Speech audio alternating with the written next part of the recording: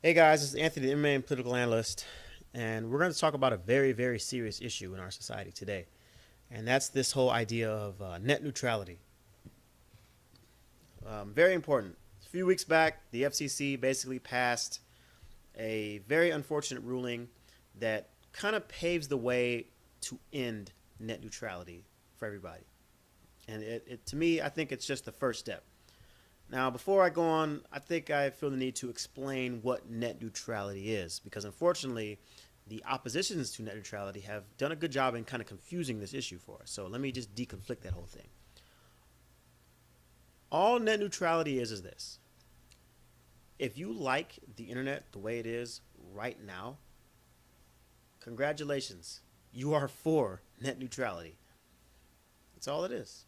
You like the internet the way it is, then you are for net neutrality. If you type in, I don't know, reddit.com, you have equal access to access reddit.com than if it's Netflix, Google, YouTube, whatever, Huffington Post, name your site.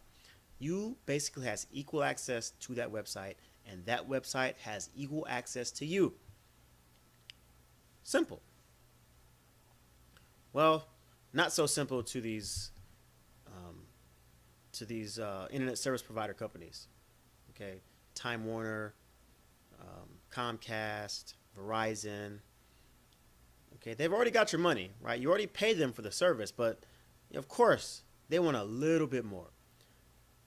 So basically, what they've been trying to lobby the FCC to do, well, which they've successfully now lobbied the FCC to do, is to allow them to not only charge you for the service, but to also turn around and charge the content providers.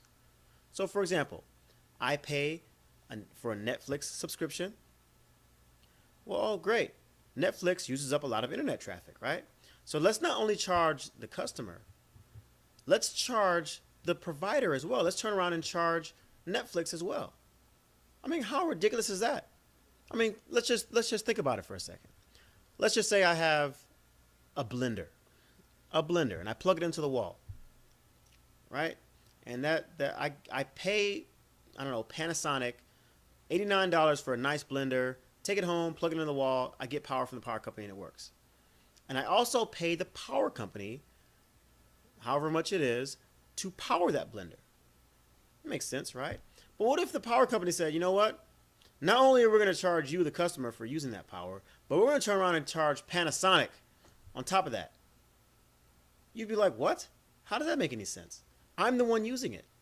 Okay, I use, and then they say, okay, well, because all these Panasonic blenders are supposedly taking up so much power, so we got to charge them as well. Wrong. That's on you to fix.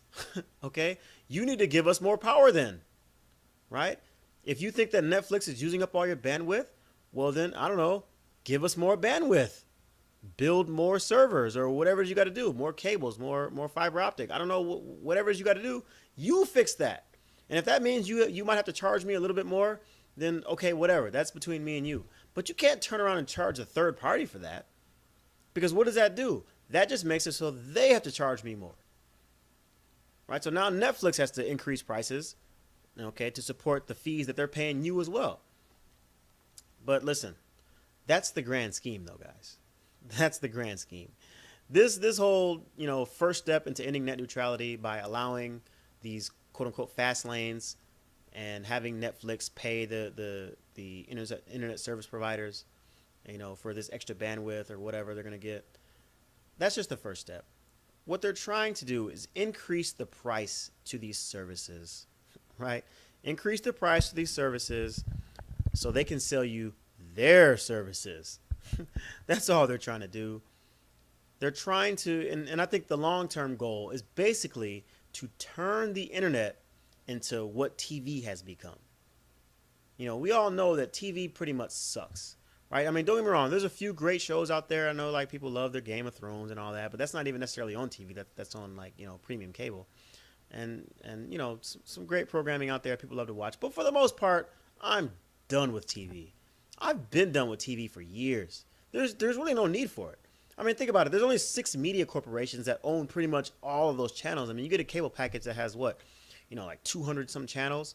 and it's all the same crap, a bunch of reality shows on like 80% of the stations.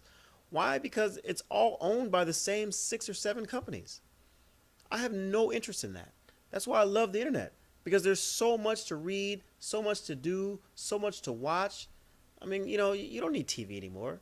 You can buy a $35 Chromecast, plug it into your TV, and there you go. Okay, that's all you need. You don't need no TV anymore. And I think these internet service providers who are also heavily involved in the cable business, obviously you got, Charter, you also got, Comcast, Time Warner, Verizon. A lot of these companies are heavily involved in the TV market.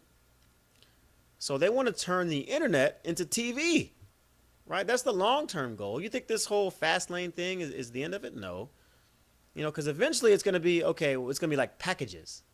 It's going to be like, okay, well, you pay us so much money and you'll get access to these websites. And then that's the end. Once that happens, that is the end of the internet as we know it. We're going to be looking back at these days right now, like 2014, and we're going to be looking back on these days and be like, man, don't you remember that when the internet was great and cool and fun? But that's not what they want. They don't want to have an quote unquote free market. They don't want to have that. Okay, because this happens in every industry. This is what happens. It starts out as a free market. Everybody's having fun. There's good competition. But then one of these companies gets so big and so powerful, they end up buying up all the other companies, and then they eventually just buy the whole market, right? And then there is no free market. There's just that one company. And the people who are supposed to prevent that from happening, the government, is supposed to, pursue policies to keep that market free and open. Well, they get bought off by these same companies, and they're made irrelevant, which is slowly but surely what's happening right now. So just get ready for it, guys. 10, 15 years down the road, when you're looking at your internet screen, and all of a sudden it's like you have access to like 6 different websites that you pay for every month. Don't be surprised, guys. It's coming. It's coming. Unless we do something about it, guys. You don't necessarily have to join a group. I mean, I have, of course, but you don't necessarily have to go through all that. I mean, you just start at the local level, man. Give your local congressman a call. Leave him a voicemail. Leave 20 voicemails. Blow up his phone. Okay, blow it up. And just say, hey, look, I'm going to keep calling and keep leaving you voicemails until this issue is addressed. We've got to keep the internet free and open. This is like, I consider the internet as like our last bastion of true democracy. Okay, because this is the only way left citizens like me and you have left to communicate. Okay, because I can't get on TV. Okay, they're going to let me on TV, right? They're not going to let half the voices that are out there on the internet get on TV. No way. Right? The only people who get on TV are people who have basically been ingratiated into the system and packaged and marketed and placed on TV for a reason. They're not going to let nobody else up there. Okay? They're not going to let nobody else who's going to talk about net neutrality like the way I'm talking about it on TV. Hell no. So if they take that away from us, man, it's over. It's over. So you've got to call your congressman. Now, if you want to take it to the next level, you want to join some kind of group, you want to put together some money, do some fundraising, do some demonstrations, whatever, I encourage that. But if nothing else, just give your congressman a call, man. Let him know. Let him know if he plans on staying in office and if he plans on getting your vote, he needs to address this issue. And it starts there. And that's really all I can ask. So I'm going to be done ranting here about this issue, but I'm telling you guys, this is it, man. If they take the internet from us, it is over. It's done. We might as well just go ahead and suck it up and just prepare to live in a corporate-sponsored world. Okay, because we're almost there now. The internet's the only thing that's keeping us afloat. Okay, we got to maintain that, man. So anyway, I hope you guys feel better now. This is Anthony, MMA Political Analyst. I'll talk to you.